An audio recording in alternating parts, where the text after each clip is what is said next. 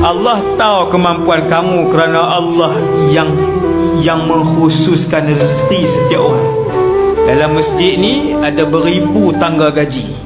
Daripada RM1,000 ada, RM2,000 ada, RM3,000 ada, RM5,000 ada, RM10,000 ada, RM15,000 ada. Allah tahu, kerana kata Allah, aku yang bagi rezeki itu. Gaji kamu 10 bukan sebab sijil kamu tinggi. Gaji kamu 15 bukan sebab kilang kamu besar. Gaji kamu 30 bukan sebab kamu cerdik dan bukan sebab kamu rajin.